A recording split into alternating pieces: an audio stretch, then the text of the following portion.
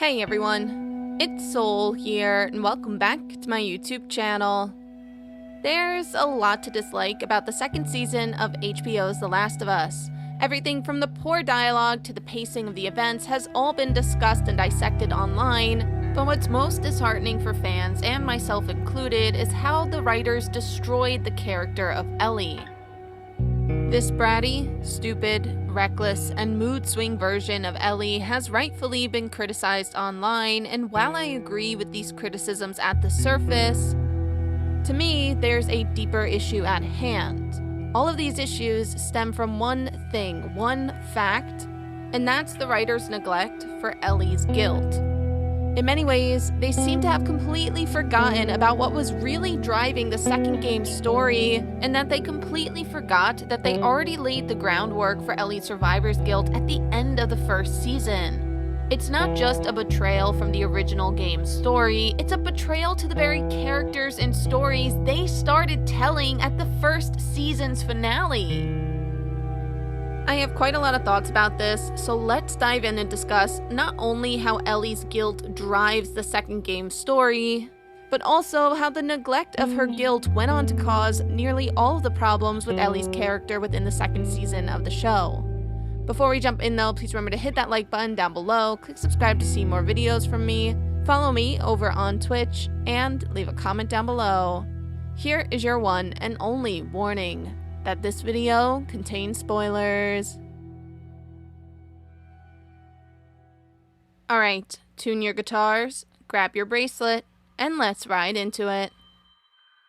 The first season of HBO's The Last of Us was undoubtedly a success. Despite there being some minor issues that I personally didn't like, the show itself did outstanding, welcoming both newcomers to the show and old fans alike. Despite the changes made to the overall plot, and the changes made to the characters themselves, which I broke down in a previous video of mine, the core story is still there. The underlying message of found family and how Joel comes to find healing and hope again through the love and trust that he finds in Ellie during their chaotic journey across the country is still the same. No matter what you or I thought about the first season of the show, whether you agree with me about the changes to the characters and if you like it or not, by the end of the first season, in that final scene, the show matches the game perfectly.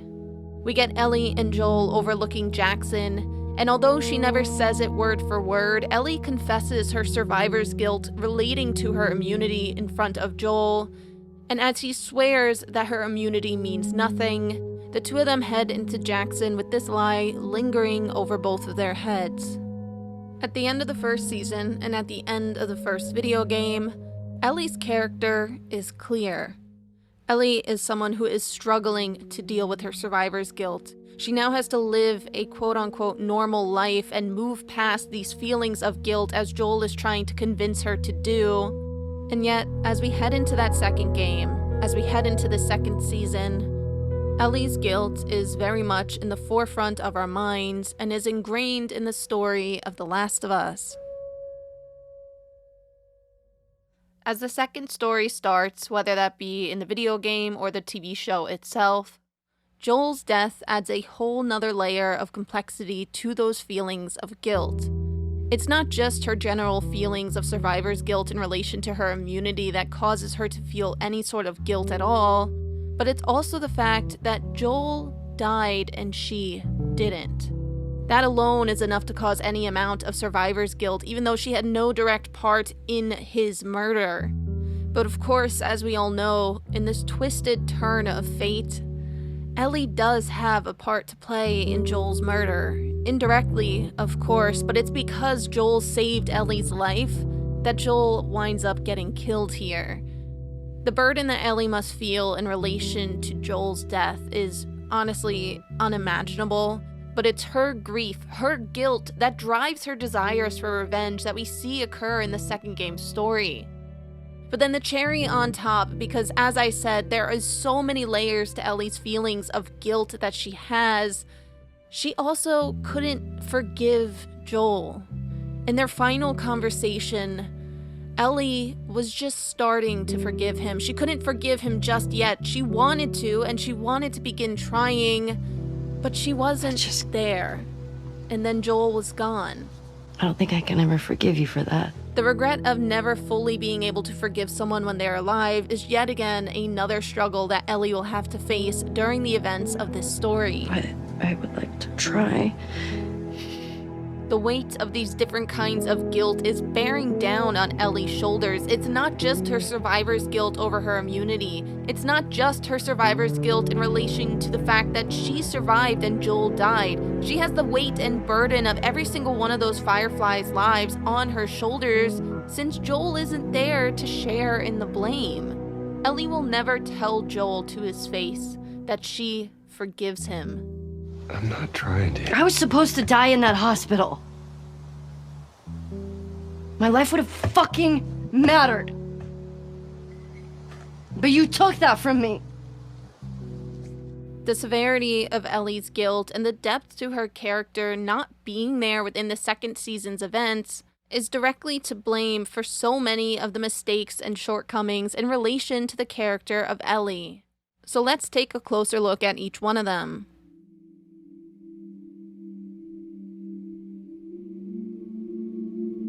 The first and most obvious criticism that I've seen so many people talk about online that I personally despised seeing as well was just how bratty and annoying the character of Ellie was, and mainly how disrespectful she was to everyone in Jackson and everyone that was trying to help her. Hi. Oh, hi there. Here comes fun. Hi.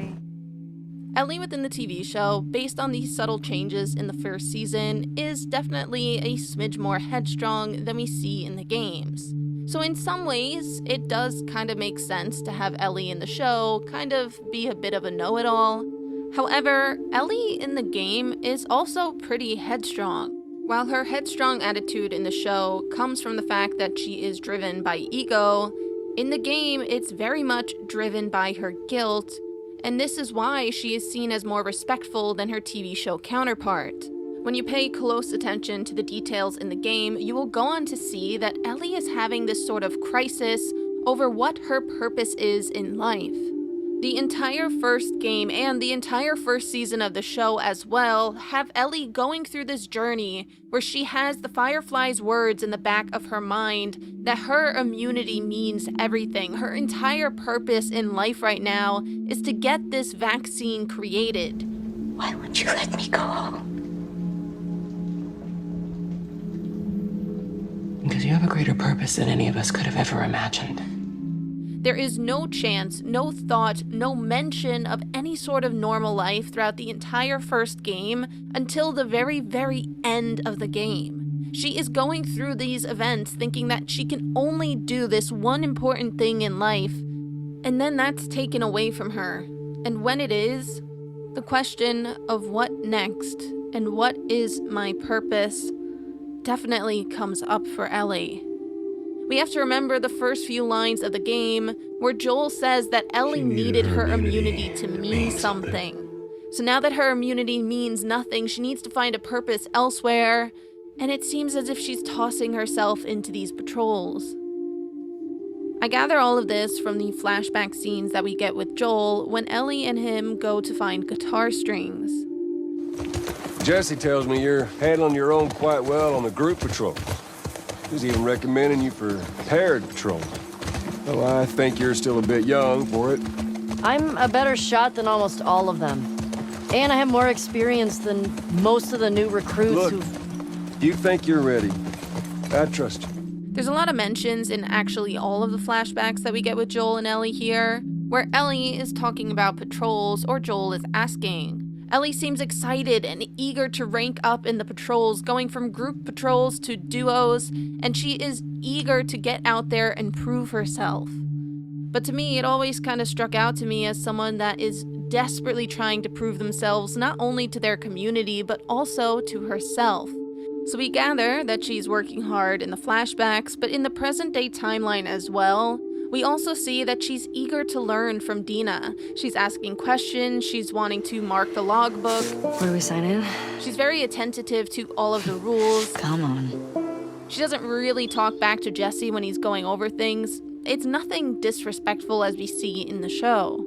Ellie directly breaking orders from the person leading her patrol group is insane to think about. Let alone talking back to Jesse, who is helping her out and training her like this, is something that video game version of Ellie would never do, because she is so desperate to not only fit into the Jackson community, but to make herself useful for the community and, more importantly, to prove to herself that she is worth more than just her immunity. I'm not saying video game version of Ellie is perfect. She does break some regular minor rules here and there, and she does act a smidge rebellious in relation to Joel's parenting and their relationship. But with all of these moments portraying how she is working hard for Jackson, you can very well see that her actions are driven by the survivor's guilt that she feels, rather than just ego. Ellie's need to prove herself to not only Jackson, but also to herself is suddenly gone in the show, and her survivor's guilt that we saw at the end of the first season is seemingly cured, as it doesn't manifest in any other way throughout this entire story, most importantly, within the city of Jackson.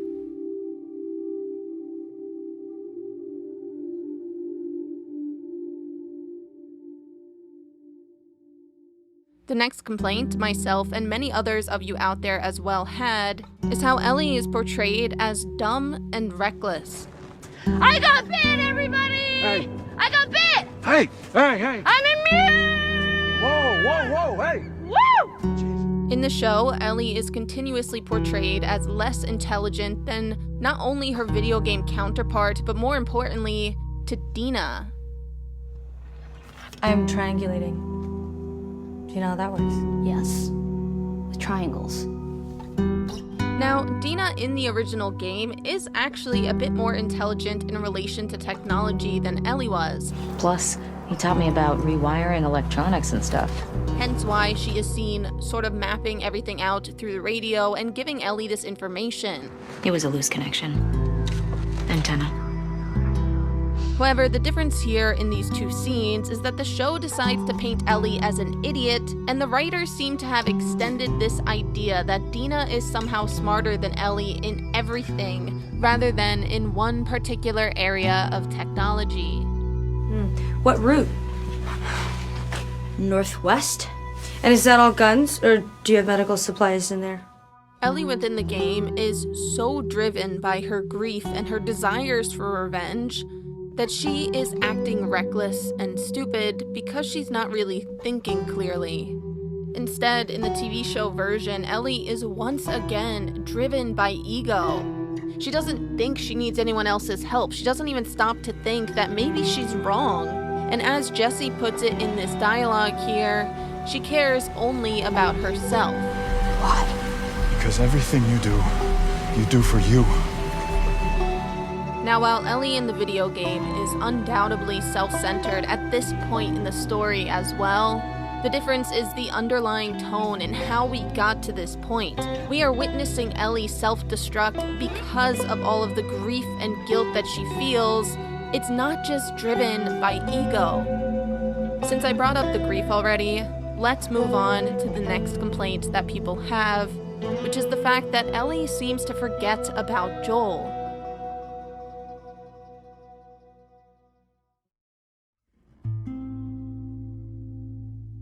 Throughout the events of Seattle within the second season of the show, Ellie doesn't really seem that eager to chase down the people that killed Joel.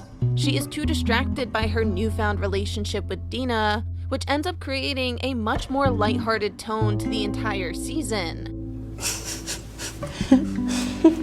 a little thing, but when you start to hide little things, they become big things. You don't say. While the show kept the same ideas from the game, keeping it within the setting of Seattle, which is rainy, dark, and cloudy, and frankly mirrors the miserable emotions that Ellie is going through, they forgot to portray Ellie's complex emotions of grief by having her appear happy. Throughout the second game, Ellie's character is so riddled with guilt and grief that she becomes hyper-focused and fixated on only attaining revenge. She is so focused, she is willing to give up any chance of happiness. There is not an ounce of happiness after the first day in Seattle, which even then, aside from the few lines joking around between Ellie and Dina, is still not really a lighthearted event. The writer's decision to push back the sort of confirmation of the relationship between Ellie and Dina to the midway point of the season, in my opinion, was a huge mistake in relation to the pacing, but it more importantly went on to impact the tone of the show by distracting from the opportunity to tell Ellie's story of guilt and grief and throwing in these moments of romance and comedy and joy. She literally just lost her dad, and now she is joking around about having a family. I'm gonna be a dad. Yeah. Ellie being seen as not only content but happy and excited with her current situation feels like a complete betrayal to Joel as a character. How is Ellie able to forget about him when we as the audience can't seem to forget him? Dina, do you want to go back? I'll take you back. You don't need to do this with me. Add that to Ellie just being such an unlikable character up until this point, it makes it really difficult to root for her and to feel happy for her. And putting aside the direct comparison to the game where we see Ellie truly struggling and beginning to self-destruct under the weight of her guilt as she refuses to even think about being happy with Dina upon finding out she's pregnant.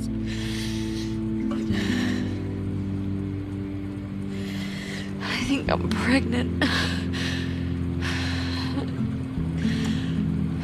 What? What are we supposed to do now? Nothing. I just need to rest for a second. Are you fucking kidding me? How long have you known? It was late a few weeks ago. A few weeks? We could have still turned back. I didn't know. I wasn't sure, okay? I didn't want to be a burden. Well, you're a burden now, aren't you?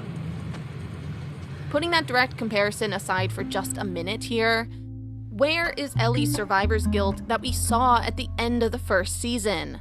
Where is that in relation to Joel's death?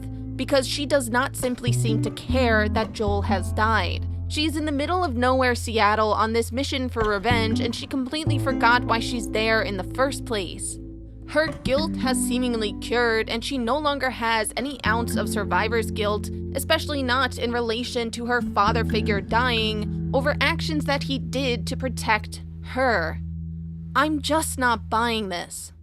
But the biggest issue I have with this sort of tonal change because of their neglect for the grief and guilt that Ellie is supposed to be feeling after Joel's death here has to be the whiplash feeling that they go on to create. Ellie jumping back and forth from someone who is happy and goofy and love-stricken in romance and newfound hopes, and then all of a sudden jumping to someone who is murderous and seeing her attack Nora goes on to create this whiplash feeling that is very jarring for viewers.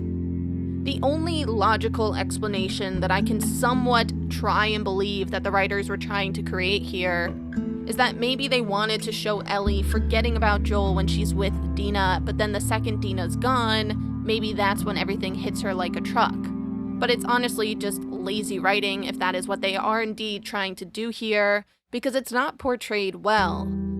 You see, even during the happy moments in the video game, Ellie is still seen to be upset. She is still seen to be struggling trying to get over her grief, and we find that out through her journal. It's there that we see, despite all of those brief, fleeting moments of happiness that Ellie and Dina have together, it is still a struggle for Ellie.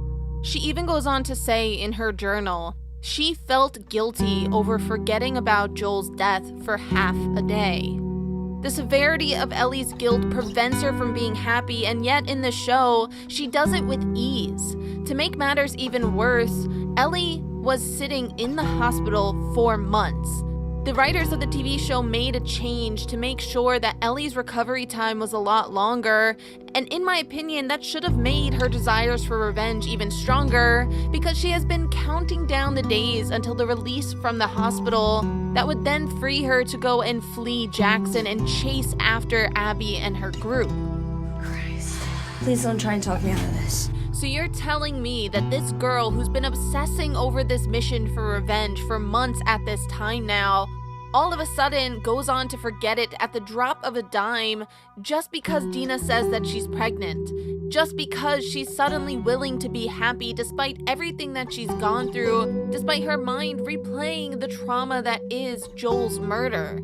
And then just as quickly as she gave up her mission for revenge, she is then willing to give up her happiness with Dina just to try and attack Nora when she sees the hospital in the distance.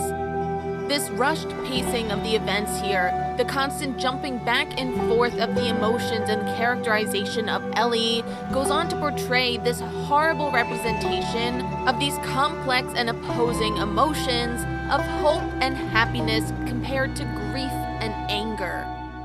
And out of all these scenes, out of this constant back and forth, we never once get any insight into Ellie's survivor's guilt, be that her survivor's guilt for her immunity, or her survivor's guilt over Joel's death.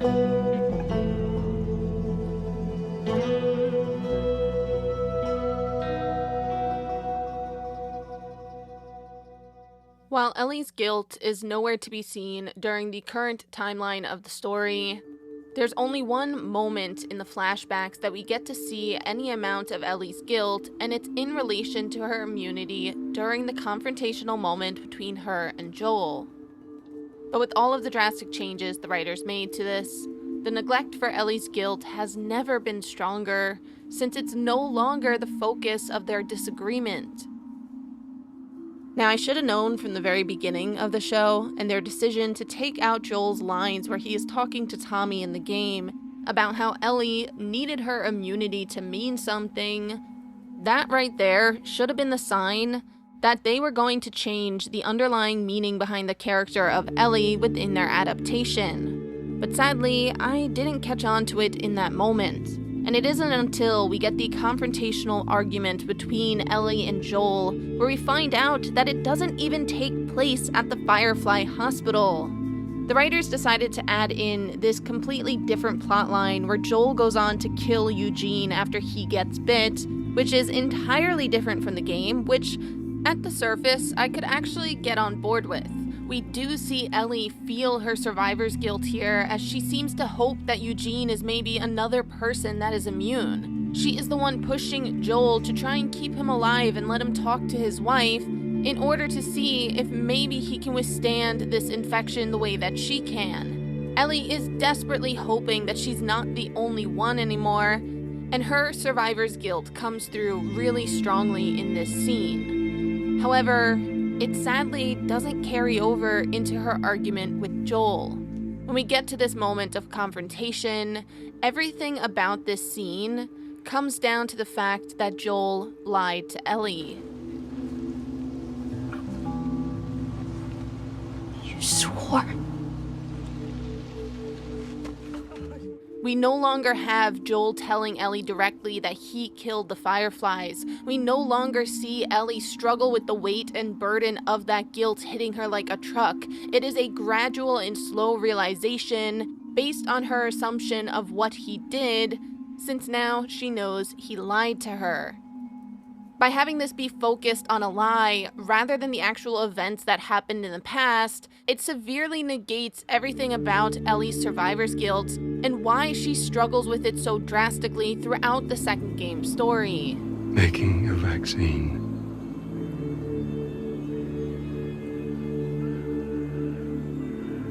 would have killed you.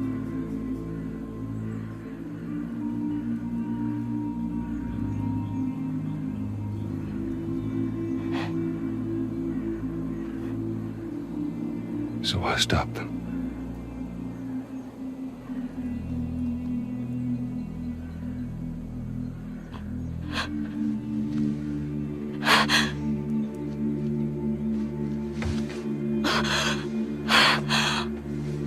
Oh my God. We no longer have Ellie witnessing the aftermath of Joel's actions at the hospital. We no longer see her firsthand reaction to what happened all those years ago. She discovers that in silence, and she reflects on it in the moments that follow after this argument, and we never see it for ourselves. And the frustrating thing is, they could have used this argument, this betrayal from Joel over this lie, as sort of a launching point for the rest of this argument. They could have extended it and included Joel's confession, or at the very least, they should have discussed Ellie's survivor's guilt in relation to Eugene's death. This was brought up in this scene. Ellie is clearly struggling with this idea that that could have been her. She could have been in Eugene's situation if she wasn't immune. Her survivor's guilt has come up from this incident, and yet the writers rush right by it, never having it spoken about again. The writers honestly seem to have completely forgotten what the argument was about by changing this so drastically. The writer's decision to push back Joel's moment of confession, where he tells Ellie what happened all those years ago, until the porch scene at the end of this episode, shows to me how quickly the writers are willing to rush past Ellie's guilt, since they don't give her time to process it on screen. Making a cure would have killed you. I don't think I can forgive you for this. But I would like to try. She is immediately ready to try and forgive Joel, despite the fact that it took her almost 2 years in the game to try and start talking to him again. Her swiftness and readiness to hear Joel out and then forgive him in an instant shows how the writers forgot about how deeply this confession from Joel impacts Ellie's guilt.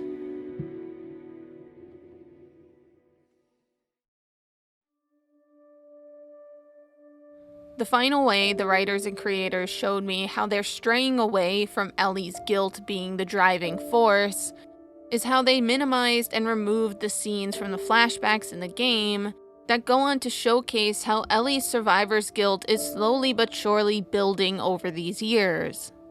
We got to see Ellie struggling with her guilt as her and Joel go on to find a dead firefly with writing on the wall in the museum. We see her struggling to suppress these complex emotions as they end up finding the 2 teenagers that ran away from Jackson and are now bit and turned. Only they were immune, right? All of these moments to showcase that Ellie is slowly but surely struggling to cope with the weight of her guilt is taken away. And instead, they try to replace it with these watered-down versions of these scenes. They show Ellie staring at fireflies, and they have her questioning Joel in her notebook in her room, but then those questions are never asked. We never see it go anywhere, and the minimization of her guilt by removing these major scenes, in my opinion, is really disheartening to see. So yeah, there's a lot to dislike about the second season of The Last of Us. The neglect of Ellie's guilt in basically every area, be it her bratty personality, the minimization of her guilt in certain scenes, or the writer's decision to suddenly make her relationship take priority over her mission and feelings for revenge, has caused this highly unlikable version of Ellie to ruin the second season. If they had held true to her guilt that was made known at the end of the first season, I genuinely believe they could have avoided all of these pitfalls. Even if they didn't want to copy the story directly from the game, if they made this a prominent point in her character, all of these unlikable features could have been avoided. But sadly, that is not the case. I don't really know what to expect moving forward into the third season. I can't say I'm looking forward to it. This second season was very painful to watch. But that being said, I made it this far into it, so I guess I'll stick around. I do think Abby's story is going to be interesting to see how they adapt it, but let's just say I don't have any high hopes for it. With Ellie being so unlikable within this season, and with all of the changes to the plot and the pacing, as well as the dialogue quality just being really poor, I really struggled to make this video. Not because I didn't want to, I just had so many thoughts about it. It took me a long time to try and get my thoughts in order here. And I was also away for a few weeks after the season finale, so that didn't help in the delay of this video. but it was definitely a bit of an emotional roller coaster for me trying to get this out, because I love the story of The Last of Us. I adore the second game, even though I know it has its problems. So seeing them change things that just don't make sense to change is so baffling to me. There are parts of the second game that understandably should have been changed. There are issues with it, but Ellie's survivor's guilt is not one of them. It's so frustrating to see writers just not understand what made their story good to begin with, and that, in my opinion, is exactly what has happened here. But with that, everyone, if you made it this far into the video, let me know by hitting the like button down below and leave a little guitar emoji in the comment section. While you guys are down there, please remember to click subscribe to see more videos from me, and turn on notifications if you want to be notified whenever I post a new video. Thanks for watching, everyone, and I will see you future souls next time. Bye, guys!